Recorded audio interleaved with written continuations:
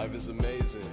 My niggas is paid, get work on the daily. Ain't no complaining, making these moments count. We getting sick of the waiting, ready to pop, ready to blow, ready to stack, ready to grow. Hitting the road, going for gold, feeling like Roger. Now I'm on top of the world. So what if we wear, we make shit shake? Enough for debate, we all doing great. Got niggas back home that's running their scenes, just by any means a hell of a team. Like it's a bounty, went separate ways, but finding our way. We still in one piece. We still in one piece, yeah. Niggas want drill, I'm giving them hammers, banging these bangers out. Yeah. I didn't stutter, I didn't stammer, saying my name out loud. Cruising, I'm with the gang and we moving, zooming. Off in the Henny, I'm zooted. Step on my ducks, I might lose it. Denim was made in Japan, think I must start a collection. Treat it like Funko, I need it pronto. Payment immediate, 150 the median. Squad look good, T.L.A. Kubo, like on the cover page. Rolling in deep, wonder what they'll, gotta make room on stage. Word to the gang, I ain't come this far myself. Thought this was our summer, it couldn't be held. Sand on the beach, I just wanna vacate. Yeah. Trips to LA, that's now I'm delayed. Right. Trip on the dub, it's more From the blank from the first place, we've been running no relay. I've been up for like 3 days, they don't know how we scheme plays these days. Been kinda great, we cut up like a switchblade. Been up in the shoe that put us moving, they all like who that. All my niggas real cool, and we mosh too. Little nigga like move back. Too many days, too many nights, ain't really panned out. Shout the stands, throwing up hands, we brought the band out. All that I'm knowing is me and my brothers, the blood never run out. Vision like Voss, feeling like Moss. Where did I run? Routes. No sponsors, still flawless. No diamonds, been bothered. No spalding, still crossing. Stop reaching, don't want it. Your girl said we answer. Stranded, been the tandem. Niggas where they all that? They more like so random. Pass the baton, I ran it. Cross the planet, no capping. Took a knee like capping. I married the fact that I dismantled these rappers. But whole fam still good. We straight. We follow what we maintain. The balance has been okay. Vacay, that's TVA. DMV nigga with a shot-town flair, I feel like young Sinatra. Art school jump from the floor real quick when I sing in my sonata. If any of y'all niggas wanna get barred up, just know it'd be my honor. Can't ease up for the ones that's doubted, ain't no sayonara. I could be famous, I'm a 360, move to LA and spend on my pain. Get a big head and fuck with the game, keep it unique, put good on my name. In due time, it'll be my time. For now, this shit go day by day, but still on the move, still on the grind. Still, I can't take no vac. Word to the gang, I ain't come this far myself. Thought this was our summer, it couldn't be held. Sand on the beach, I just wanna vacate. Trips to LA, that's now I'm delayed. Can't trip on the dub, it's more on We the good, way. we straight, but we maintain. We been okay, that's TVA. We good, we straight, but we maintain. It been okay, that's TVA. We good, we straight, but we maintain. It been okay. Mic check. Mic check. What is good, everybody? What is good? Pronobi One here with the local Artisan. Here, I'm gonna put us on camera in a second. How's everybody doing? How's it going, everybody? Pronobi One here with the local Artisan with another interview. You know, best platform best platform in the world. Yeah. And today we are here with the legend boy. What's good? Djay Mando, y'all. I don't got a clap machine, so I'm gonna keep clapping every time I do this. Like it is. Sounds like. All right, man. Yo, how's your? I'm gonna just ask you, how's your day going, bro? How you been, man? I haven't long time. First of all, shake up on camera. Long time no see. My boy. Yeah, we've been boys for a minute. We haven't seen each other for a minute. He been working. We've both been working. So how you been, bro? How you been? Man, we go way back like Travis. You did. Hey, true. Yeah. I'm good. You know, a little tired. I had to wake up at like 7 a.m. today to get to the Badger Stadium, the Kohl Center, by 9, so I could play music for the team. True. DJ for the Badgers, so I had to, warm the team up. We played Marquette, bust their ass by like 20. I was gonna say, how has the DJing for the Badgers been going for you? Because like we're gonna get into that too, but like I'll just ask you that right now. How has that been going? It's been dope, man. Like it's cool because I went to the university, so for it to have come full circle is cool. You know what I'm saying? Like I started out going to those games, and now I'm running the music for the whole stadium. And as a DJ, as a alumni, and just as a fan of basketball, it's dope. Super dope. Shouts out to your dog too. I want a dog. Yeah, y'all know Mona. She be in all the fucking videos and the camera and stuff like that. Dude, a pit bull husky. Like the two dogs I want are either a pit bull or a husky, and the fact that they're both of those dogs combined is insane. Exactly. Yeah. When I had a brother, it blew my mind too, especially because they had the same like body type and stuff. He was just darker. Oh And I was God. like, that's crazy how hyper y'all are. Like, then the two most hyper breeds, obviously, when it comes to having dogs. Yeah. Like, and the ones that have the worst separation anxiety. Like, and see, I be moving, man. So it's like I want a dog, but I want to make sure that I can raise a dog from start to finish. Exactly. You know what I'm saying? I think everybody just needs to have that experience. If they're planning on having kids, they should just raise a dog first. You know what I'm saying? Because I feel on that. So many people just be out there having kids just because, I have kids. Like, you know what I'm saying? True. Just to take pictures with their babies. Like, and barely even raise their damn kids. Swear to God, I'm like, man, come on, man. Same with dogs, too. Like, they'll just get a dog for the look of it. And I'm like, I just love dogs. So same, you know, man. I want to be able to like really raise my own dog from start to finish, train it, give it its own personality, like teach him Spanish, all of that. I mean, yeah, you can't teach dogs languages. There are dogs that learn German and Spanish and all that stuff 100%. like that. Yeah, whatever your command is for sit, you know. True, yeah, they just gonna do it when you say it. Like, that's the funny part. Say it in Spanish and throw them a piece of ham; they'll be straight. So, I mean, did you have any dogs growing up? I had a cockapoo. His name was Otis. That's beautiful. Wow. Okay. Yeah. He was a great dog, but he got old, and my family had to put him down. I didn't get to say goodbye to him. Like, rest in peace. Literally, I was off at college, and I came home, and he just wasn't there. Parents no remorse or nothing. They're like, yeah, he's gone. I'm like, what you mean? That's bro. I'm talking about I was jaded, folks. I couldn't show it. I couldn't show it, but I went straight to my room and just thug tear, and then had to DJ that night. I was like, yo, man, I'm doing this for Otis right now. Like, that's crazy. Hey, shout out Otis, man. Shout out Otis, bro. See, that's what I'm saying. Cause like I remember up there with Pop Smoke right now. Ooh, true. With all the greats, exactly. That's what I'm saying. I remember I had a dog named Jazz when I was a kid, and low-key the same thing happened to me. I came back from school one day, my mom was crying when she picked me up, and I was like, what's wrong? Like, see, my parents were not crying. They was just... bro, my mom was crying. My mom, when it came to losing pets, like, she was emotional, I guess, like when it came to that, because both of my all my siblings had moved out and all that stuff like that. I feel like that's what normal humans do. You know, they have sympathy and empathy for their pet. It's like becomes a friend. But yeah, my dad was like, yeah, no.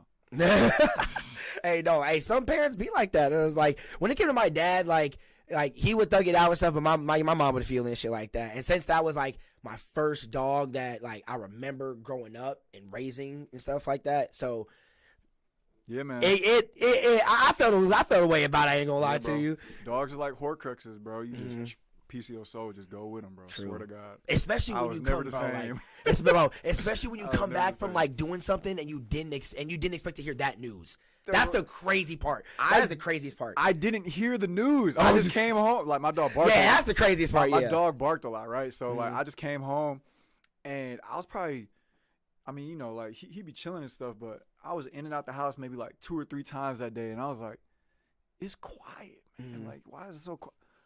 Where's Otis? And they're like, yeah, he cooked, fam. Like, damn. Crazy. And it's crazy, like I said, like you didn't even know, so that even like hearing it probably at that point just hit you even more and shit like that. So yeah, I didn't speak words for the rest of the day. No, hey shit, I wouldn't have either, bro. I would not have either. Yeah. So shit, when it comes to you, like so besides you losing your dog, I know, right? We started that interview off. Yeah. He's just like, yeah, man. So like, I mean, how was your childhood? You know, like what was your venture getting into music and stuff like that? My childhood was super easy, like super cool. I'm saying like everything that we needed to have, we had. It was cool. Okay, nice. I wasn't the freshest in school because my parents didn't really buy clothes like that, and my haircuts was always trash. I always had garbage haircuts. He said he don't got a haircut now. That's why he got a hood up. Man. He's out of here about right. Listen. They call me lacking today and today only. I swear to God, because usually I stay with it. I'm fresh. I feel you. I got 2 barbers, Sherm and JB. They both. Okay, shout out. Man, they're cold. Okay. But yeah. No, childhood was cool. You know, my mom and dad, they were just so involved in music till it was just kind of like in me. It was in my blood. It was in my core. My mom was a dancer. My dad was a percussionist. Ooh, damn. That's a beautiful duo right there. I know, right? Crazy. Yeah, 100%. And, wow. And so, you know, like, music was always there for me. I always just had a kind of a natural, you know, affinity for it. And so, yeah, I mean, DJing made sense. It was they were always waiting to see like when the music would manifest itself. Because, you know, my dad always tried to push me towards West African drumming. You know, there's all types of, they had me in band class and things like that. You know, I was on a drum line in high school. And once I really took DJing seriously, that's when it came through and manifested for itself. So, yeah. Oh, okay. That's beautiful. That was saying, like, having two parents that do something that's so, like, both of them are very, very involved in music, and that's what I'm saying, like one keeps the rhythm, and then, like, you know, and one keeps the moves going, and that's what I'm saying. Like, so I mean, like, where did you grow up as a kid? Like, I grew up in Tulsa, right by Mayfair, out of Milwaukee. Oh, okay. And, so you're from Wisconsin? Okay, yep. Nice. Yep, and then we got linked up because I went to the university out here in Madison. True. And where'd you go to high school at? Like, so I graduated from Pius XI High School. It was a Catholic school, but it was I actually transferred. So I started out at a school called Marquette University High School. Oh wow! It was an all-boys school. Oh damn! Garbage as hell. Zero hoes. No, I'm just playing. Like, but, I mean, shit. The fuck. Yeah, I'm talking about them students would be macking on the teachers, bro. They was down horrendous out there, boy. It was crazy. Nah, but like I'm sick of looking at y'all niggas all the goddamn time. Hey, teacher, what you doing? I'm not gonna lie. Some of them teachers was valid though. Hey, but in all seriousness, like the reason why I didn't like it was it was just too academically focused, and I felt like all I was doing was school. That was all I was doing. Okay. And when you watch movies about people being in high school, like Superbad and stuff like that, all the fantasy side of school, completely different. You know, high school looks like a blast. It looks like fun. I'm like, I'm not having that experience. Straight up, I'm just not. And I transferred over to Pius because, you know, it was a little bit easier academically, but they had all the arts. So like, I got involved in the drum line. I took acting classes, joined like musicals and got in the choir and stuff like that. So it allowed me to kind of develop all my skills, because I could do well in school. Like I could be straight. You know, I went to the university on academic scholarship, like full ride. You know what I'm saying? So like, you know, I can do school, but I can't do just school. You know, I need that creative side, because that kind of just feeds your soul. I feel like everybody should just be creative and allow themselves to be creative, and people are too scared to do that sometimes, whether it's for their job and they just want to clock in and clock out, or some like school. Like as a high school kid, I'm thinking like, man, I can't just be doing school. True. No, definitely. Go to class all day, come home, do homework until I go to sleep. Not the vibe. Not bad, y'all. I don't know what sound my computer just made right there. I know, right? Yeah, the computer was just agreeing. Calendar. It's actually the notification for your interview today. Yeah, actually, your computer was just agreeing with me. Like, True. Spit that, talk that talk. True. So like, would you say like, so you were like, you know, music and art class person when it came to school and shit like that? Oh yeah, for sure.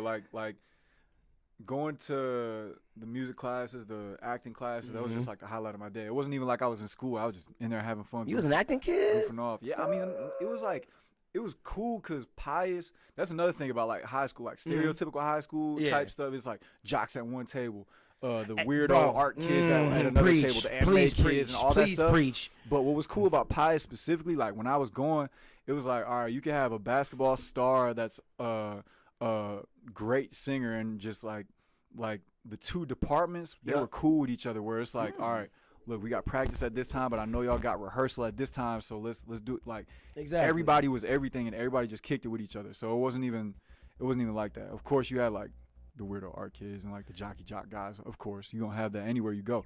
I mean, true. But I'm talking about like everybody mingled, and everybody was just kind of like their own Renaissance man. Everybody could do everything. Like people were multi-talented, and it was. I think it was because the school actively encouraged it and helped you find that for yourself. You know, it was beautiful. Dope, super dope. Yeah, because like that was the one thing when it came to school. Like, because I went to McFarland, so when it came to that, it was like I was supposed to DJ that prom.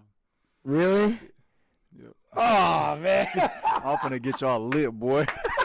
Oh my God, bro! When I didn't even go to my prom actually. I went to go see Chance the Rapper perform prom night that night. Yeah, bro. I was gonna say I saw him, Alex Wiley, Mick Jenkins, and Atmosphere. Man. That shit was crazy. I ain't gonna lie, that shit was fire. I've performed with all those guys except Chance the Rapper. See, that's what I'm saying. Like when it came to us being so close to Chicago and them obviously like him, Vic Mensa, and all them and stuff coming from Chicago and like performing at all the small spots up here and all the campuses, they were like blowing up right when we were all in school like that. And that's what I'm saying. Like, imagine if we would have been in college during that time. Niggas would have got connections out the ass during that time. Like, bro, like. Nah, but I was in college when Young Dolph, Juicy J, ooh, Chief Keef, okay, Lil Durk, like when all of them were blowing up in like 2012, that's when I was in school. All right. Talk. All right. So, you were a part of the First Wave program, no? I was not actually. Okay. I thought I heard rumors that you were. Okay. But it was just like I was so tied in. Yeah, you fucked everybody around here and stuff like that. Yeah, like Lucian and all them and shit. Yeah. Like I might as well had been, but when I was a freshman, talk about it. Talk about the college experience. I want to hear about it. I was on the entrepreneurship floor. 2A of Celery. Okay, Shouts out them, bro. I hated damn. everybody on that floor. I'm not gonna lie. No, I'm just playing. They was all cool, but yeah. I was on the entrepreneurship floor, and like when I first started school, I was gonna go to business school, and then go to law school. Okay. That was like my plan for college, and then junior year, that's when I really started taking DJing seriously. Oh, okay. And that's kind of when I transitioned and just, my goal was when I graduated, I DJ full time. Full time? And that's what I did. I've been doing it ever since. Yeah, that's what 5 years deep. So half a decade. That's what I'm saying, bro. Like, okay, so like, but before we get too deep into the college thing, because I'm pretty sure you were going to college during all this time. Yep. So, because my first time meeting you was at Malcolm's art show that you DJ'd at. Yes, sir. Can you talk about the night if you remember anything close about it? Because when I tell y'all that, like, because you DJ'd everybody's set, and I'm pretty because you also did Trapo set that night too.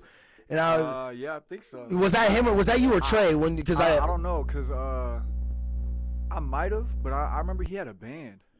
Oh yeah, he Trapo did. had a band. Oh my God, yeah, that is true. He wasn't one to bring the bands out and shit like that, yeah. But that whole night you were snapping with DJ and everybody, like having everybody's shit in tune, making sure everybody's shit was going good, making sure the music was going good. So like, tell me about that night, like if you can remember everything about it, because that was nice. I just remember like it was a giant house, and it was probably like it.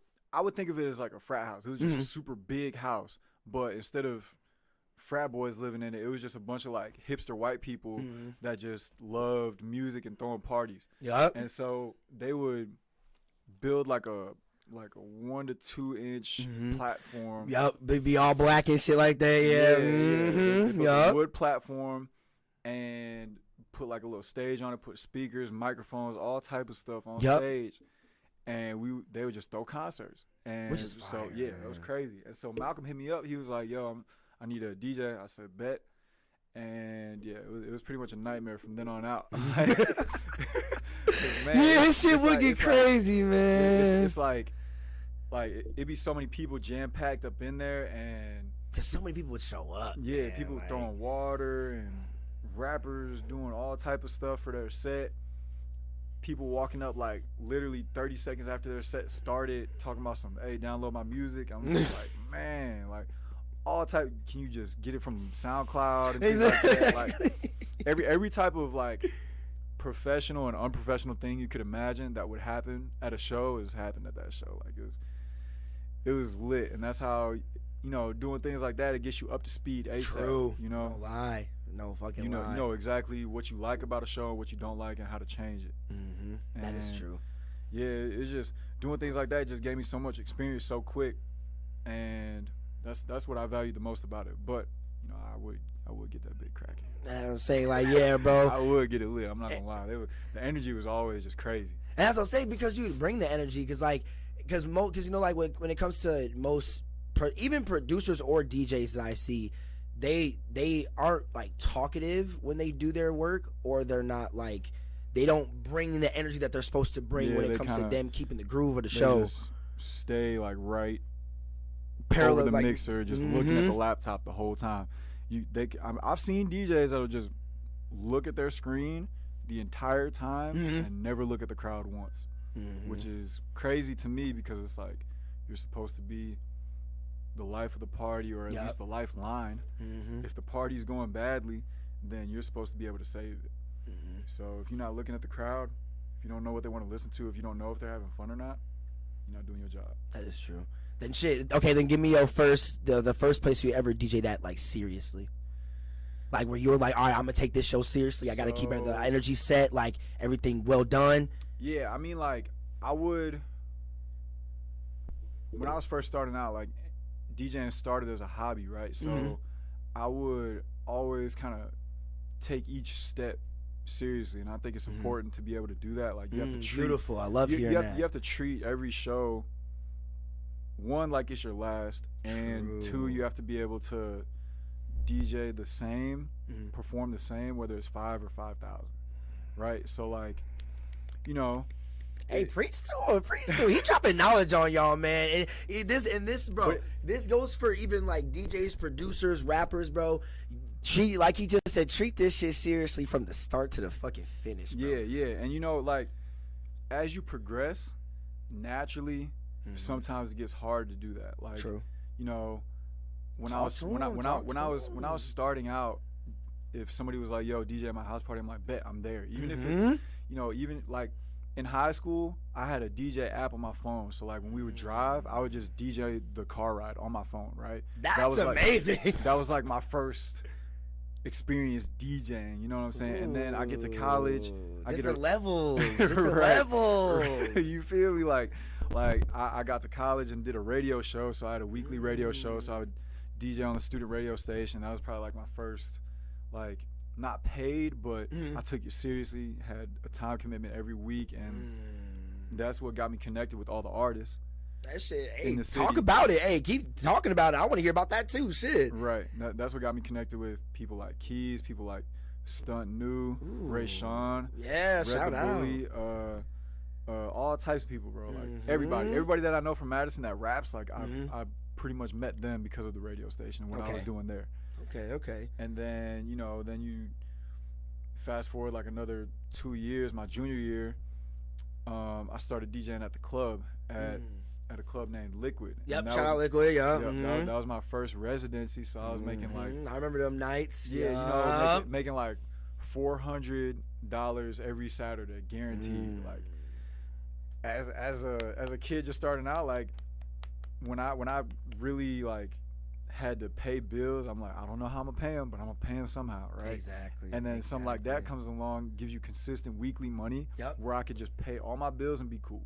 True. That is true as fuck. I could pay my rent, pay any other bills I had, and I had money left over for food. So it was like, that was my first kind of full-time job, right? And through that, I get Summerfest. Talk about it. And talk it. You know, bro, like, talk. He bringing it all. I got ask some questions. Talk about it. Talk your shit, my nigga. Like the whole progression, right? But it's like, you know, those first house parties starting out, those first car rides starting out, it's like, yeah, I'm DJing for like 4 people, 20 people, maybe 50 people. Like you said, levels. Right. But I'm excited about it when it's happening. And then taking what he's saying, y'all. Taking what he's saying. And then when we get to Summerfest, now it's like 20,000. If you go from something like that back to DJing for like 50 people, for 20 people, where you see where the grass is greener, right? It's hard sometimes to just be excited about it. Naturally, it's hard to be excited about it. So like, you have to remember how you felt when you were first starting.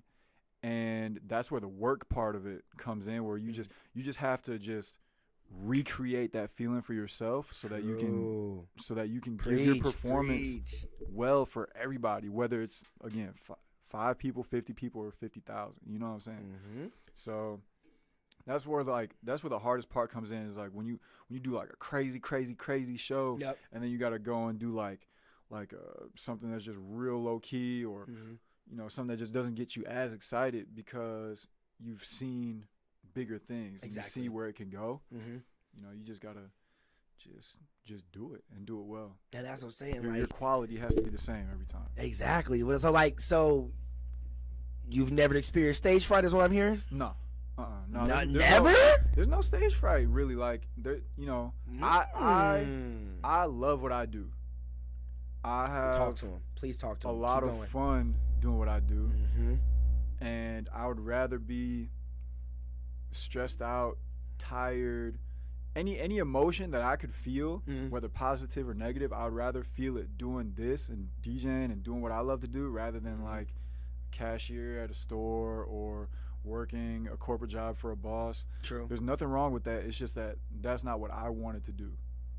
Exactly. If I don't want to do it, I don't want to do it. Like I said, preach to him, please. So, you know, like, but as far as stage fright, it's like, in my mind, there's really no time to be nervous. That's what I would say to what I would say to me or anybody else that would talk about being nervous. I'm like, gee, there's no time to be nervous. If Lil Durk is in this room right now, sitting across from you for your interview, you don't have time to be nervous. You just got time to do what you do. And you're going to ask the right questions and talk to him, and, you know, because you do this. I was just going to ask you, so, like, what would you give to a person that is trying to start up in either DJing, like, producing, or, like, in, like, rapping or anything like that? How would you get them, like, talk to them about getting over stage fright? Would you just say that? Stage fright? Yeah, I mean, there's two ways. Really, one is the mindset. Like I said, there's no time to be nervous. True. Number one. When you think about it, like, people want you to win. People want to have fun. If you're at a concert, you're excited for the concert. You're excited for whoever's on stage. Some people go to the concert just for the headliner. Cool. Other people go to discover new music. Also cool. Which is beautiful. Regardless, there's a way for you to fit in.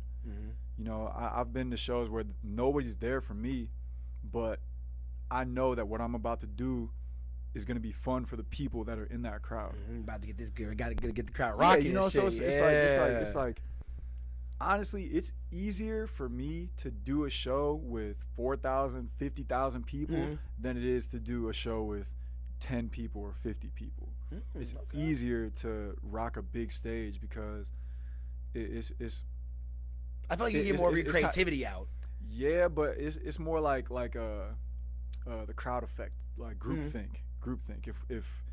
If you're at a comedy show and you hear people laugh, you tend to laugh. Versus like if you watch a comedy special by yourself and they don't have a laugh track, then you might not laugh at all the jokes just because you might like, nobody around you is laughing. That's why like anytime they do a Netflix special with like Dave Chappelle or Kevin Hart, they have the live audience because when you hear them laugh, you tend to think it's funny, right? So it's like if the more people you have that are ready to rage or ready to sing or ready to dance, more people just buy into that because they feel left out. Okay. Versus if you got like 10 people, if one person likes a song and 9 people don't, nobody's having fun. That is definitely true. That's what I'm saying. Cause like, and that's what I'm saying. When it comes to your style of how you do your shit, bro, the way that you work your crowd, the way that you work the people, bro, like. Just the way that you work your craft and the people at the same time while also having your team with you on stage and shit like that. Cause I met a few of your homies that be doing it with you. Y'all set the hypeness to a standard and keep that standard the whole show. 100%. And I love it. That's how it has to be. And I would say like it's never disappointing. Cause bro, I remember when you did the show at the Auditorium. You encouraged everybody to do the mannequin challenge. Oh yeah. You remember that, bro? Because I remember that was right when it was blown up too. Bro, he caught it so perfectly. He was hyping everybody up because he mixed Black Beetle in there and started playing Black Beetle, and then he stopped the music and then he was like, "Oh, you're gonna do a mannequin challenge, y'all." And I was like, "Oh, he did not just do that." Oh, I was like, bro, like literally, and nobody was expecting it either because I think right before you hit that, Lucian was finna go on. And I was like, bro, like I said, you keeping that hypeness throughout that show, hitting that for literally the headliner to come on and shit, like, bruh. Oh my God, nigga. And sometimes all it takes is like you just gotta tell people what's about to happen. And if I was a DJ that didn't say anything and just played music, like I could mix the song well and make sure like, it didn't skip a beat. It wouldn't have hit the same because everybody wants to do that. I mean, I'm talking about that was like right when it was all like peaking on social media. So why not take advantage of a moment like that? That's what I'm saying, bro. That Lathorium show, because I wanted you to talk a little bit about that too, if you also remember that. Like, because that was also another show that, like, I saw him tear that shit down, y'all. Like, and that was my first time ever being at the Lathorium or being at a show that, because my first time meeting was also with Riel and shit like that. Shout out Riel and shit like that. He live in LA now, so boy. Yeah, like his ass is my man. He buff as hell out of LA. That's crazy.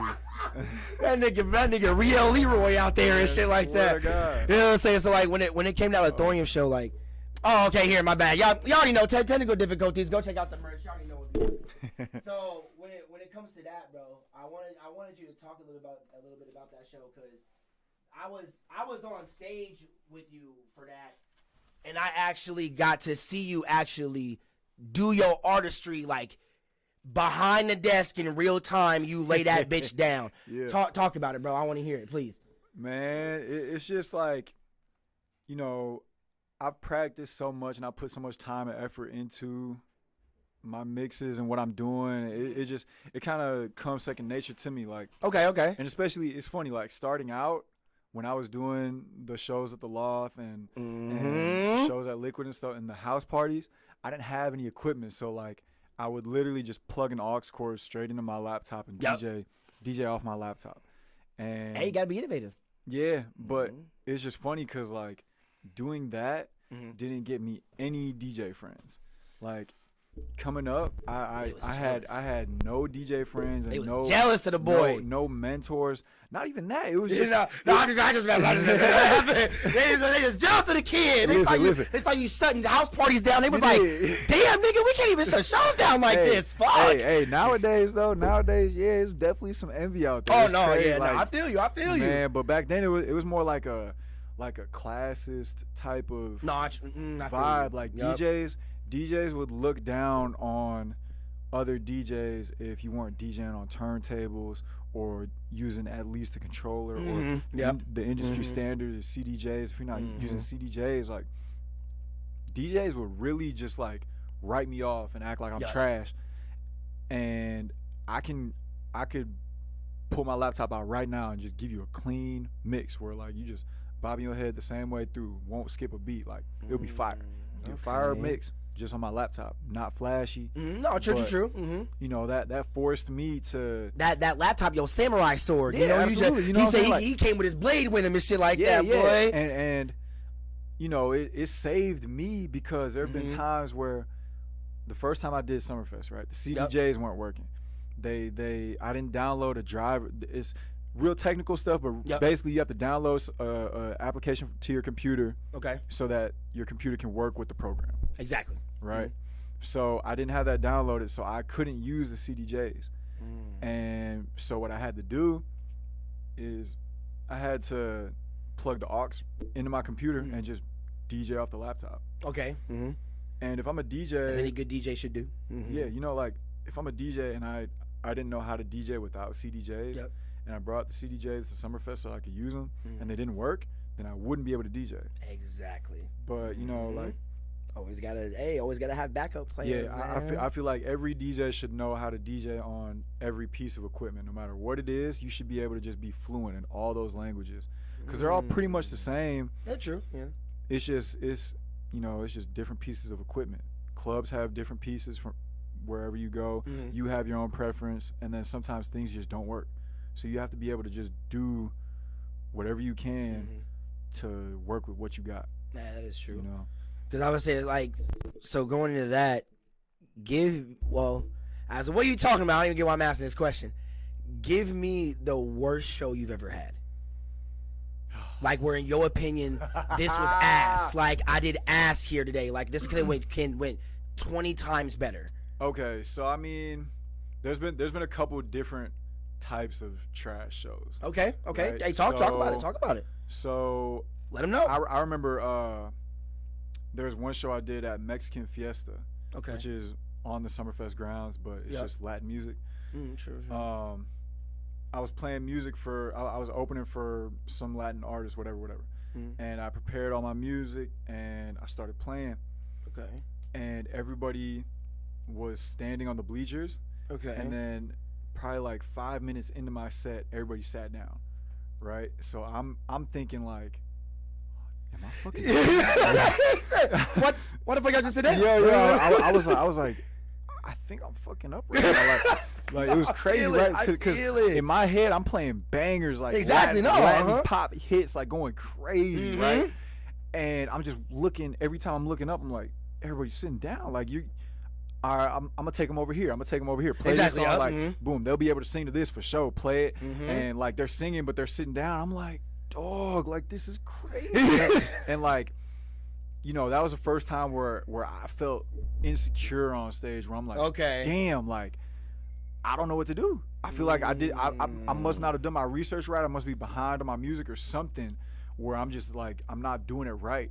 It's always a variable, you know? Right. And so, but then when I get off stage, you know, everybody was like, wow, that was so great, man. Like, we wanted to, like, fans were texting me and stuff. We're like, yo, we wanted to stand, but the security guards kept telling us to sit down. Like, we weren't allowed to stand during our set. I was like, so you mean to tell me I wasn't even messing up? Like, that's crazy. Security was just telling them to sit down. Like, no, you can't stand. So everybody sit down. So everybody sat down. That's some hoe ass shit. That's what I'm saying. Like, if I would have known that, then I wouldn't have been insecure about it. I would have just got on the mic and be like, no, hell no. He's like, no, stand up. What they talking about, man? Like, come on, we trying to party, like all that. I could have handled that situation. I could have handled it, but I just didn't. I didn't know what was going on. I'm like, damn. Let me just get this done with and get the hell up off stage, bro. That's crazy. Like, when it comes to at least the security, at least not telling you, like, hey, the reason, like, someone telling you, hey, the reason they not standing up is because you told them to sit down. Like I have no clue why they told them to do that because that never happened before. It was just a really weird directive. But, you know, that was like, when I was in the moment, I was like, damn, this is the first time I feel like I'm really messing up right now where I'm like, nothing is hitting. That is wild, and then, like, there's two other shows. Okay, tell me about all of them. I was in Illinois, Champaign, University of Champaign, Urbana. Okay. Yeah. Opening for Pauly D, sold out show. I remember about you posting about that. Okay. Yep. Hey, let him know, please. I was on shout out Pauly D as well. Yeah, shout out Pauly D. He was just in Madison too. Hey, make a shout out to him, man. Yep. So I go out, full crowd, 1,000 people deep. Ooh. I had the set all planned. I'm like, bet this is about to be cracking. So drop the first song, goes exactly how I wanted to. Everybody's lit. Beautiful. Throw some water at the crowd, like get them all hyped up. Yeah. But my dumbass manager at the time threw the water backwards.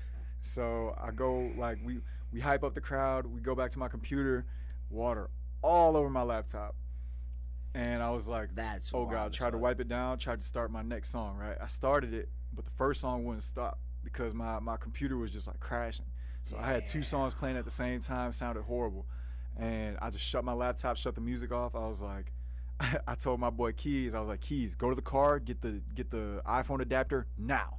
Tell my manager, tell the sound man, play some music now. Like, he said, oh, I gotta pull out the shits now, boy. He's like, oh man. He said the shit's gotta come out tonight. So I'm like, boom, put the phone on the table. Yup. I told everybody, I was like, all right guys, I got some good news, I got some bad news. Okay. The bad news is water just spilled on my laptop. I can't DJ from my laptop. The whole crowd was like, no. Yeah, it was the first song, like especially 5 minutes into the set, not even, right? And then I'm like, but the good news is, got my phone right here, and I'm gonna keep DJing the set. So I plugged the phone in, and like I said, beautiful. Right, like I said, like you got to know how to work on all pieces of equipment, right? When I first started, before I had it, he's showing y'all a gem, everybody, bro. If y'all ain't taking down this gem that he's literally showing y'all through a story right now, I don't know what a gem is. Man, that's crazy. It's like before I even had the laptop, which was like the most basic piece of DJ equipment I could have had. Obviously, yep. I had my phone, and I would DJ, like I said, DJ the car rides. And so I knew how to. He already knew I knew how to DJ. His sword was already sharpened. Okay. I knew how to DJ off of my phone, and I had practiced the set so much till I knew what music I was gonna use and all that. So I did the whole hour-long set off my phone, flawless mix, had them lit, and everybody was geeked up to the point where it was like, so like the people that came in late, they're like, so that's your thing, huh? Like you DJ off your phone? I'm like, hell no. I don't this ever want to do this. This is just the backup. I don't ever want to do this again. Exactly. Never again. Man, that was crazy. He said, this is just my trump card. I swear to God, bro. Hey, for real, it boy. It was crazy. But yeah, I got through a sold out Pauly D show with nothing but a phone. Had the DJ set that way. And when it happened, that was like, again, panic. Okay, but man, made it work. I feel you. See, like, and that's what I'm saying. Did you have one more, or was that? I mean, yeah, it was pretty much the same situation. Okay. I had a Valentine's Day show, and water spilled on my laptop. Literally even on Valentine's Day. Yeah, and this one I was the headliner, right? Sold out. Oh, yeah. Okay, so it was like sold out headline show for Valentine's Day, and this one was unique in the sense that I had custom music that I couldn't get anywhere else quickly. I didn't have it on my phone. I didn't have it anywhere else. So, and water spilled on my laptop again. Your laptop is strong. Well, this was a new laptop. Okay. After the Pauly D show, the next day I went and got one. So, okay. I was gonna say, damn, that laptop's strong, nigga. What the fuck? like a year later, this happens, and so I'm walking down the stairs. They're like, yo, Mondo, the crowd's ready for you. I'm like, all right, bet, we're going on. As I'm going on, I realized somebody spilled water on my laptop, and the laptop wasn't working. And so, you know, we were trying to troubleshoot and all this stuff. We figured out that it was just the screen that got knocked out. Oh, okay. But not the whole laptop. So I just couldn't see anything. So one of my videographers took the monitor off of his camera, took an HDMI, plugged it in my laptop, so I could. Bro, like I said, if y'all ain't taking down these gems, I don't know what are gems. I don't like. Dude. Oh, that's crazy. Dude, it was crazy. So like I DJ'd my whole set off of a video camera monitor, and again, show went flawlessly. We killed it. It was cracking. And see, that's what I'm saying. Like, Finessery. Bro, that's what I'm saying. Like, when it comes to you saying these gems, like, knowing how to work on different equipment and knowing your sauce and style when it comes to this different equipment. So when it comes to like anything happening, like how it happened to you more than once, something even like just water. Man, just I was mad, bro. That's what I'm saying. But like, I was furious. But for you to contain yourself and literally just think of on the fly, or even having homies that's with you. That's because like y'all having a team with you is like a very fundamental thing, y'all. 100%. Like 100%. Without my team on that particular day, I wouldn't have. I would have had to cancel. And that's what I'm saying. Like, cause like I had tech geeks with me where they're like, yo, just which is beautiful. HDMI. I was like, that's genius. Perfect. And that's what I'm saying. And a camera monitor. I would have never thought of it. Bro, a camera monitor. Because I was about to order one offline on Amazon. I keep forgetting that most of them take HDMI inputs. And I'm like, bruh, like, for you to just think on the for your friend to just think on the fly like that, like, dude, bro, I got a monitor. If it's just the screen, plug that bitch in and you can just keep killing it. Yeah, man. Shouts out to the guys. Shout out, man. That was Bossy, Keys, and Billy. They went Shout out crazy. them. Shout out them. That went crazy. That is beautiful, man. Like, and that's what I'm saying, bro. Like, I'm gonna keep saying, like, shout out to your artistry and your swag for you to just always treat your craft seriously, and for when, like, because to me, those are the best people when it comes to their art or anything they doing. Is a person that can think on the fly or do shit off the fly with anything that's getting thrown at them. Yep. Because with you saying that, 'cause I've never heard that story. Like, when you saying that story to me, bro, like, that shows some true skill. Salute, my boy. Hey, salute to you for being so skillful and all that shit, bro. So speaking of the skillfulness, because I see you came in here wearing the badger on you. Because we're going to lead into that now. I bleed badger red. Tell me the first, you doing your first badger, like, show, anything like that. And also the news of when you got that, hey, Mondo, we want you to start DJing all of the badger games. Yeah. Please let them know. Please let them know. So the DJ for the Badgers before me, her name was DJ Shauna. Okay. Shout out her. Yep. She had to leave because she got an offer to be the main DJ for the Bucks. Okay. So she, what I do for the Badgers, I DJ for the Kohl Center, the basketball stadium, for the men and women's basketball games, and then I DJ for Camp Randall, the football stadium. So I play all the. You got Camp Randall access? Yeah. So I DJ for the whole stadium there. That's what she was doing. She got offered to do the same thing for the Bucks at the Fiserv. Damn. So they had to fill a vacancy. They were asking around, and they just emailed me and called me one day randomly, like, "Yo, we're interested in having you be the official DJ for the Badgers." I was like, "What?" Okay, yeah, true. That would have freaked me out too. Right, yeah. You know, I was like, "Oh, this is lit." But you know, when I was on the phone, I was all cool. I was like, "Hey, how you doing? You know, my name is Mondo. I'm a DJ professionally." Exactly. How you gotta be? How you gotta be? Exactly, Shit. For the suits and ties. But yeah, it was cool. It worked out, and they gave me the position. They ended up going with me. They liked what I do, and yeah, they had me start with men's and women's basketball. Okay. And so I was doing that. How'd you feel when you got that, bro? Like, cause I would have freaked the fuck out. No, like, yeah, it was super dope in the sense that like it's guaranteed money and a lot. It's a lot of money. So like. You know, and a lot of clout, boy. That shit, boy. Like bro, you are literally at all the girls and boys fucking basketball and Camp Randall. Yeah, bro. Yeah, when they gave me football, man. I was like, yeah, I'm kind of lit right now. Yeah, that's what I'm saying. Okay. So when it comes to that, which sport is more hype? So I'm more of a fan of basketball. Like I get more excited about basketball than football because I'm just a basketball guy. Like I love basketball. I love watching basketball.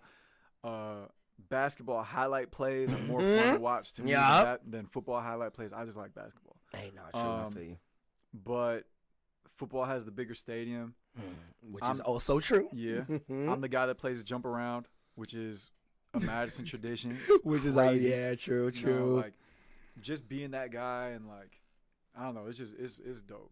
That's what I'm saying, bro. Like to me, in the sense of you getting that slot is like, in my mind, if I was DJ, it'd be like all this shit just paid off, bro. Like, like I got like a shit that's like I got a gig that's gonna like constant and like you got constant. It never stops. Exactly. That's what I'm saying. It's just constant, bro. Like, yeah, it comes back every year. Like, that's crazy, next man. Year like, and, you know, as long as I want to do it, I can do it. Exactly. And exactly. It's guaranteed money. It's pretty easy. It's pretty fun. And, you know, like, I get to play all that music for all those people at one time. It's a lot of fun. All right. Hypest basketball game you've been at? You've DJ'd at? Jeez. He said he got to think in the vote for this one. All right, hypest basketball and hypest football. Wait. I think and I want basketball for both girls and boys. I remember it was I think Brad Davidson hit a game. I watched a game winner happen live at home. Like that was I'm addicted to those moments. Like I said, I'm a basketball guy. You know what I'm saying? Like, man. You got 1.2 on the clock, inbound pass, boom, corner three, cashed it. Whole arena goes nuts. And as a DJ, it's like, bet, I know exactly. You know exactly what to drop on these people. You know what I'm saying? Oh, like, man, that was cracking. And then for football, we beat Iowa this year. They're ranked. We were unranked, and we blew them out. And the students stormed the field. Ooh. And so I dropped, I think it was sicko mode, like while everybody was on the field, everybody was going nuts. That's going to have everybody go crazy. Nuts. Yeah, that's what I'm saying. But then the police came up to me. They're like, yo, turn the music off now. Hey, yo, and chill, bro. He's not getting the stage lit. Calm down. Like, what it is. But it was like right after Astro World happened. Bro, why does one show gotta ruin the hypeness for everybody? We got, bro. They heard one Travis Scott song and shut that shit down. Bro, I swear to God, like everybody was in my ear. They was like, "Yo, like Mondo, keep going." I'm like, bro, gee, the police. They was telling him to keep going. The police is here telling me to stop. They're like, damn, all right, you gotta stop, bro.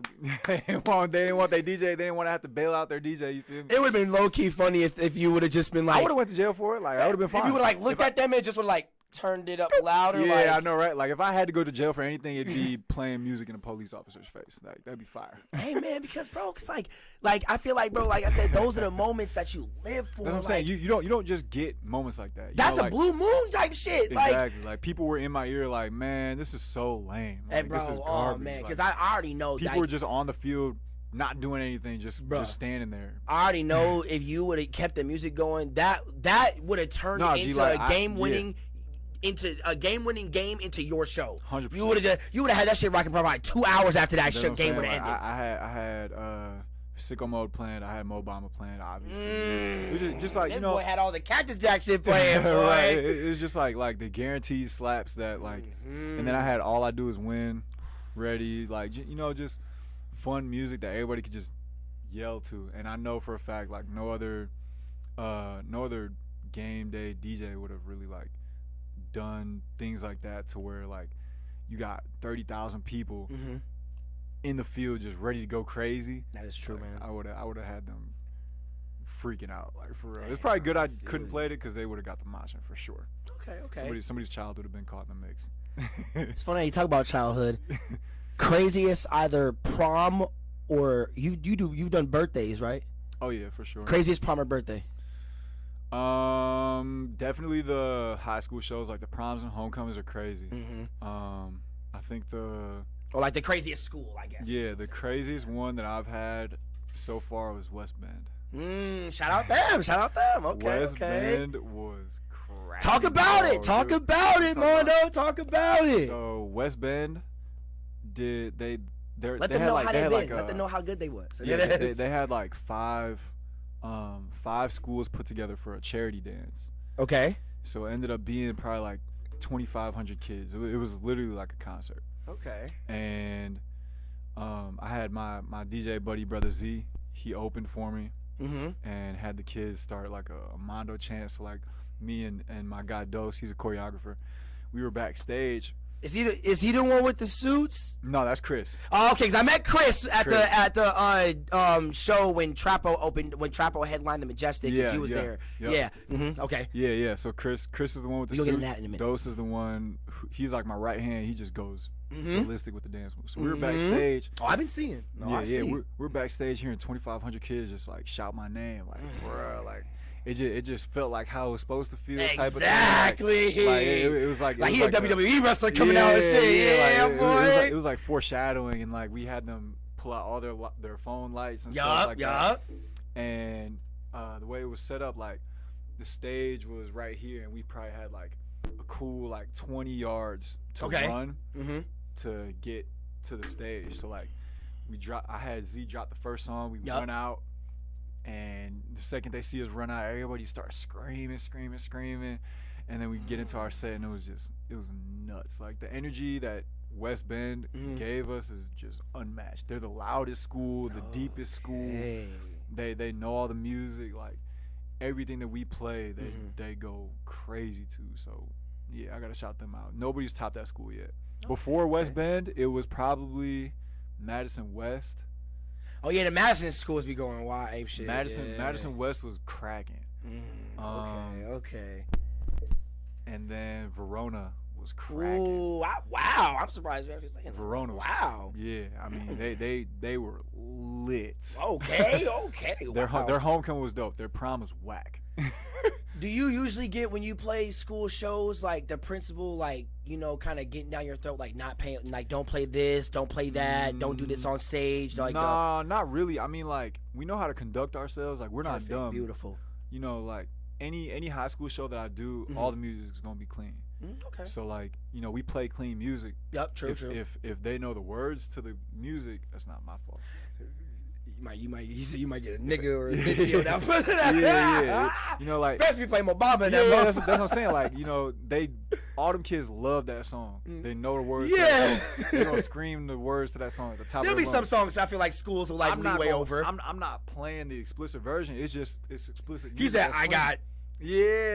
And they just yelling out like, hey, I'm playing the explicit version. They yelling that. Remember this? I'm playing the clean version. I'm cool, but you know what I'm saying? Like, they've been cool about it for the most part. Really, the only thing that they care about is like when kids start stage diving or crowd surfing, things like that. that's really the only thing they care about. That's when they start like intervening, like, yo, tell the kids to chill out. I was like, yeah, you've had like kids like jump off stage and jump out. Right, the only time where I've really had faculty and staff like hound me to the point where I couldn't do my set was COVID season. Yeah, that's the Madison is still kind of I don't know if it'd be behind or ahead, depending on how you look at it. But, no, true. Yep, true. But you know, everybody still wears masks indoors. In Milwaukee, they're not really doing that. So like, when I was like, you know, we're a campus city here in Madison. True. So like, you know, but yeah, it was probably like April of 2020 that I was DJing like COVID proms for schools out here in Madison. How was that like? It was not that fun. I'm not gonna lie, cause makes sense. We had to wear masks. Fine, that's cool. Yeah. But they also needed everybody to socially distance. So it was a socially distanced prom. You know, like if we have to wear masks indoors, that's fine. That's cool. People can do that. That's cool. That's just a face covering. But with the socially distanced side of it, like I would play music, everybody would want to start moshing. And in order to mosh, you got to be close together. Yeah, so you got to teachers push on it. Teachers would stop it. They'd be like, all right, stop the music, let them space out. It would take a long time. And then I'd play something, and they'd all just get right back together. And then I'd have to stop the music again. And eventually the students were just out of it. They didn't really care. They started booing the teachers. I'm just like, yeah, but see, that's the thing. Like, because, like, I don't know. Like, have you ever been through that in school, like going like to school or something like that? Like, you know, like, well, you went through all boys. You went to all boys high school. Yeah, I started there. Yeah. Oh, okay. So you went to all. Okay, so like, y'all didn't have like obviously like prom or homecoming and then like obviously. No, we like, did. Oh, y'all did. Yeah, because we had a sister school, all girls school. Did y'all come together during the? Yeah. So well, like you would like the school get on y'all for like dancing close upon each other? Oh yeah, and shit? For sure. See, bro, and that's what's the bug. Like, bro, like at my school, bro, it got so extreme. It was a lot of schools, nigga. We room for the Holy Spirit, bro. My principal walked around the crowd with a light on his forehead. Nah, yeah. Be like, hey, yo, say, yeah, you're too close. Like, I'm like, bro, what? Like, my freshman year, we had I think it was the Welcome Back dance. And some kid made a Facebook event and called it Grind Fest. Because I mean, we was like, yeah, we about to grind on some girls. Like, you know what I'm saying? And the teachers found out about it. Everything changed from that moment on. Oh, like, yeah, it's going to change. You know, like, the dances were fun. And then they saw Grind Fest, and they no, I'm shutting all this shit down. It was a Jesuit Catholic school, so like all boys school, and so they were talking about like misogyny. They were having focus groups with the students, like how can we make our dances fun? What the grinding? That's how we make them fun, right? Yeah, it's like what the fuck? You gotta have good music, and the shorties gotta be dancing. Yeah, what kind of question is that? Like with the her shaking her ass. Yeah, that's what I'm saying. Like you know they was having focus groups like. And focus, then I know, right? Leading up to the dance, and then like then they had platforms with teachers on them, kind of like elevated, like they were on stage with flashlights, and anytime he said like they're guards, like, yeah, bro, literally like prison guards, like they was just trying to, it was crazy. So like anytime a girl got to throwing it back, big ass, like bright ass light, like it was from heaven. Hey, what you doing? Yeah. Stop shaking that ass over there. I swear to God, like they was a police. Hey, what you doing? What you doing? Hey, what you doing? Like there ain't gonna be no ass shaking over here. Like, what the Gee, it was crazy. So yeah, my homecoming shining the light on the ass, like bro. My homecomings and proms were mixed. Like it was some schools like my new school, it was decent. And then like whenever I would get asked to other schools, like I'm about to say, would you have DJed in any schools where you could see like teachers being too much in the crowd when it comes to like nah, oh, okay. The funny thing about schools now is like, you know, back then when we were in high school, they'd be having like slow dances, and they don't be doing that. You don't be hitting no slow dance shit. No, bro. The kids don't want to dance with their dates. They just want to go crazy and mosh, like straight. They want this shit to be a concert. Yes, they don't want this shit to be no dance. And that's why they be asking me to DJ their events, because I make it like a concert for them. You know, like it was just, it's too much fun. It's so much fun. I love the high school shows. Even like the fact that the music is clean don't matter. It's just the energy. Like you guys are giving us energy. That's all I care about. So okay, leading into that, because I remember you had your own set when it came to Trapo, especially Trapo being one of like the first local rap artists. What's he been on? I haven't kept he's been doing his own thing. You know, he's been doing his own solo thing. He had a while back an interview with Lyrical Lemonade and shit like that. So you know, he been still creating waves and shit like that. Shout out Trapo and shit like that. And Ray Sean and Trey Bino and all them. And Crash Prez and you, obviously because you here. But they all were on the lineup and shit like that because that was the first show that a local Madison artist either like sold out or got close to selling out. And it being at the Majestic as well. And him having all the Madison niggas at the show with him, including this man here, like, because this boy brought his niggas on that stage, bro. Bro. Nigga, that's how you know they was finna shut shit down. Cause I was seeing them. They was sitting at the top. They was sitting at the balcony seats, like just sitting there. All right, and I saw how Mondo was too. He had his feet all up on the thing, just looking down at everybody, just chilling, eating his snacks and shit like that. Bro. The boy had the fucking off-white fucking off-white fucking blazers on and shit. With the boy, this nigga, he was fun. No, there was the Chucks. There was the off-white Chucks because they had the fucking zip tie fucking laces on them and shit. Them bitches was snazzy. Wow. I ain't gonna lie, them bitches was snazzy. You got some good memory, man. But bro, I remember that whole show, bro, because Riel pulled me on stage during that show, and that's how I was backstage with everybody and shit like that, where everybody was chilling. Bro, that show, bro. Talk to me a little bit about that, and then I'll get into you doing the whole Squid Game shit. My technical difficulties, y'all buy the merch, y'all already know. But yeah, talk about it. Talk about it, please.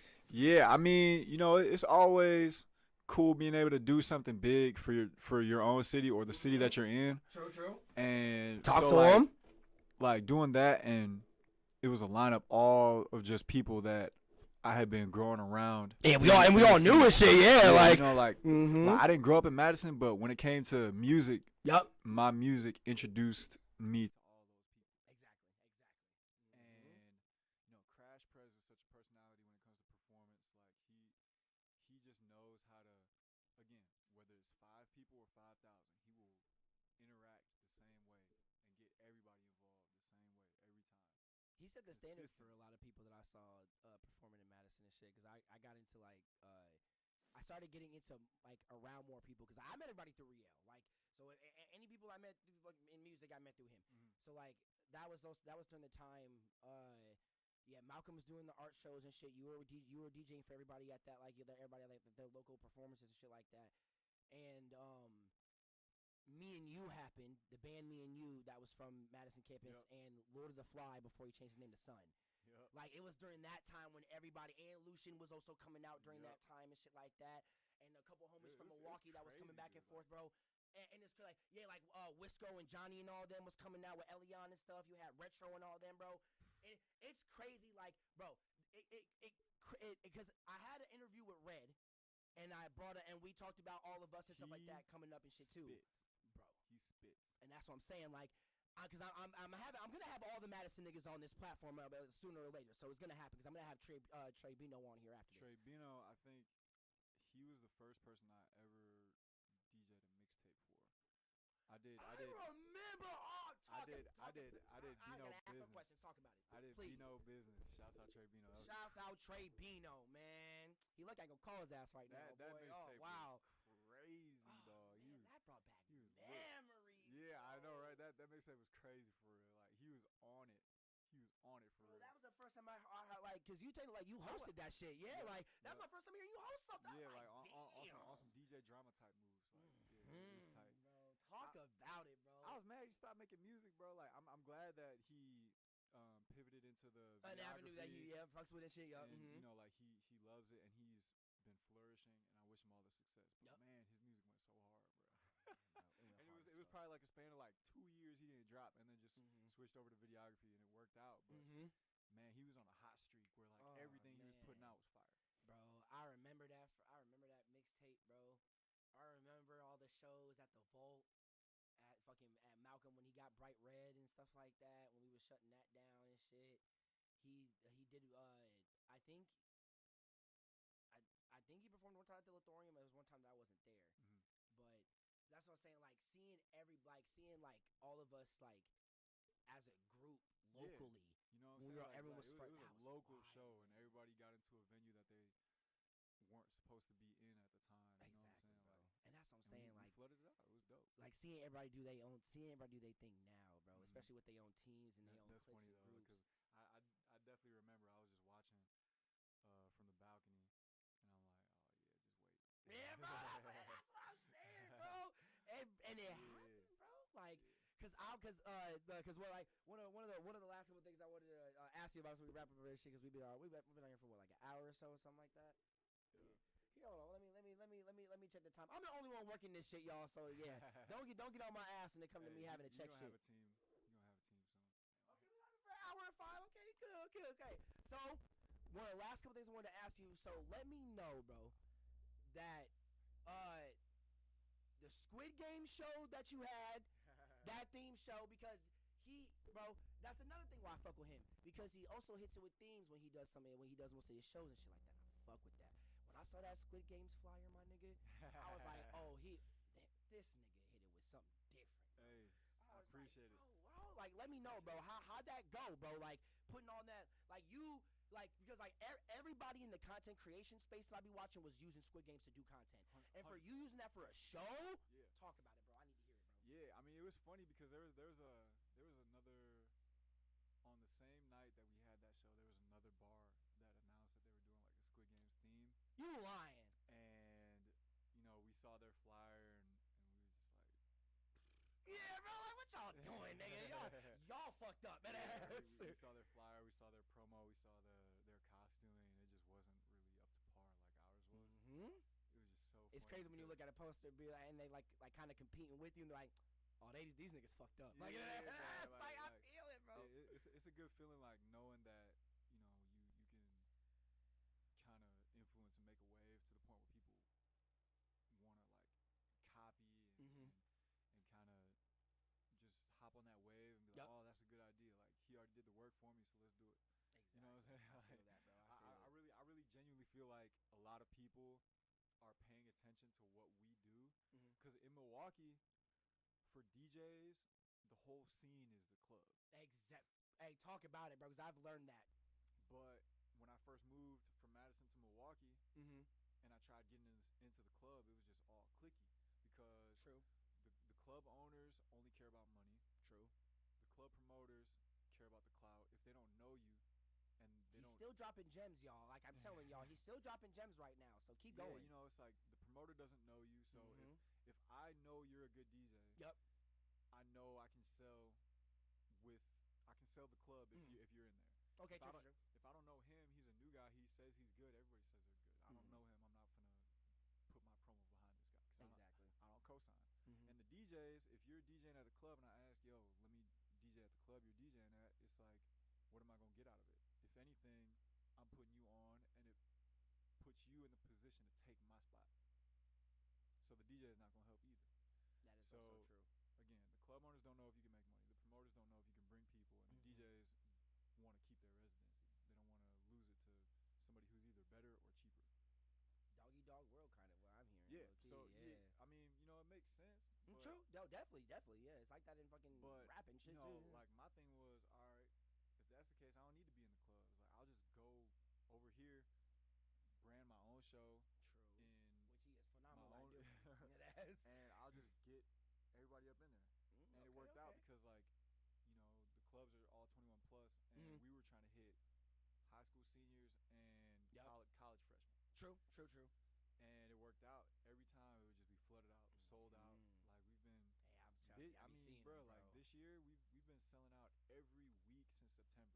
And I've been seeing it, bro. And that's what I'm saying. I gotta come through one of these times, and try to. If it's cool, if I can bring my equipment and get some film for my platform to see y'all rocking and shit, bro. 100%. I'm down, bro. I even promote y'all having a show and shit like that, bro. Yeah, like, and when you're making a wave like that, you're selling out every week for. What? Talk your shit, boy. 3 months straight. Talk your shit, my nigga. Talk your shit, my nigga. If you're selling out every week for 3 months straight, people are gonna hear about it, and I know people are hearing about it, and I know people are watching me, and I know because word gets back to me about the things that people are saying about me, whether it's hating or critiquing or giving praise. True. I hear a lot of it. And one of the biggest club DJs is like he can't rock a 21 plus crowd. He only does music for kids and all like that type of stuff. Okay. And it's like, all right, so you don't really know what's going on. Yeah, exactly, bro. Like what? You're another thing is like, why does he get all these people in?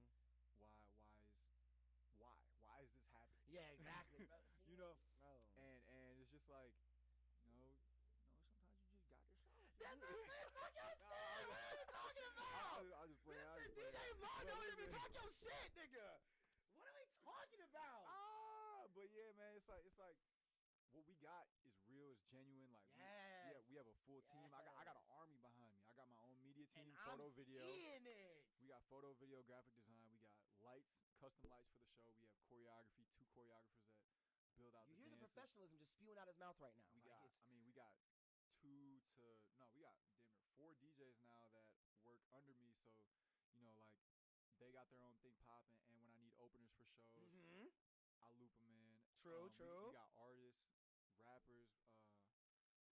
We literally have everything. Like, that's top to bottom, we have everything that we need to throw a show. So when you got it like that, and you have that kind of support system, and everybody moves as a group, like we just move militant. And if I have an idea, and I tell them, we make that idea happen. That's beautiful. So you know, like when you have things like that, people can't help but notice because it just feels different. Like it's a different energy about it. It's just a higher quality. And I think a lot of the club DJs, they feel isolated because they do it by themselves. They DJ every day in a different venue, and it's not really about them. It's about whatever venue they're at and the drink specials. You know, that's why people are there, not really for the DJ. That is true as fuck. So you gotta make them for you, man. Yeah, you know, and so like, man. And again, like, if you can just DJ, whether it's for nobody or a packed out club and still make the same amount of money and make that money every day, that's good. And you can make your money and make your living. But my goal isn't to DJ every day. My goal is to get fans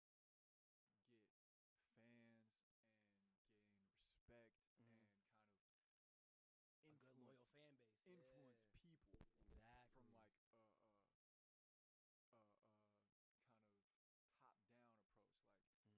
kind of top down approach. Like I want to do one show that's just like very impactful and influences a whole bunch of people and gets you a stronger fan base. And that way, like I could make the same amount of money doing one show that a DJ who's DJing every day could get in 2 weeks or a month. You know, like that's feel you, bro. That's what I'm trying to do.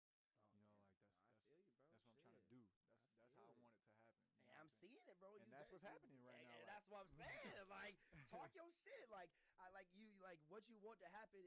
I see it's leading up to it. I see that you accomplishing what you want to do, and that it's like it's getting you where you want to go, and you're seeing. I have a very specific vision, and when I have that long-term goal, knowing what I want to do, then that just influences my day-to-day. Like, I got the short long-term goal for like the next year to 5, and I got the short-term goals from like, all right, what's happening today, what's happening next week, what's happening next month, and everything kind of fuels itself. Like club sets never have been fun to me. I'm not trying to DJ for 4 hours straight. Hey, no, true, no, I feel you. I want to DJ once a month for an hour, spend the whole month drilling that show and making sure every aspect of it is perfect. I know exactly what's going to happen and when. Exactly. You know, this light is going to hit on this song and this move is going to happen during this bar, and this is when you need to take the photo with the crowd, and this is what I need you to record. All that stuff, I want to spend a whole month planning that out, do one show, and it just blows everybody out the water, and then you give me like 50 racks. You know what I'm saying? Hey, that sounds like a dream to me, yeah, boy. That's what I'm saying. Like, and it's gonna get there for sure. Hell yeah, man. And that's what I'm saying, bro. But like, I mean, shit, man. How long have we been on there for? What, like an hour 20? Yeah. Oh, that's beautiful. That's beautiful. Shit. Well, hey, bro. I deeply appreciate you for coming through, man. Appreciate you for having me. Hey, no, I appreciate you, man. This has been a beautiful interview. I usually leave this time at the end of the interview for you to shout out anything you got coming soon. Shout out anybody you know. Anything like, you know, anything in the works and stuff like that you want to talk about. I got one little question. Christmas show coming? Yes, next Thursday. Okay, talk about it. Yeah. This your time. Say what you gotta say. Say what you gotta say. Next Thursday, December 9th, we have the Djay Mando Christmas Extravaganza. That's in Milwaukee at the Miramar Theater. So that's what I got coming up. Yeah, everybody show up. It's gonna be crazy. I have a whole. We're making it kind of like a Christmas play, like a Christmas musical. Okay. So it's gonna be dope. It's gonna be fun. Other than that, we're getting ready for the summertime. Okay. Yep. Okay. We have that's beautiful. That's beautiful, man. Yeah, all right. Yeah, we're getting ready for the summertime, and then yeah, I mean, just chilling, kicking it, vibes, working, Okay. doing the damn thing, DJing. True. Okay, man, I feel it, bro. Like I said, thank you for coming through, bro. I appreciate you. Thank you. It's been long overdue. Long overdue interview, y'all. Yeah. Well, hey, y'all, appreciate y'all for coming through the interview. Make sure y'all like, comment, and subscribe on the video. And like and comment on the video and subscribe to the channel to see more and stuff like that. Yeah. Local artisan, best platform in the world. I'm your host, Point B1. Guest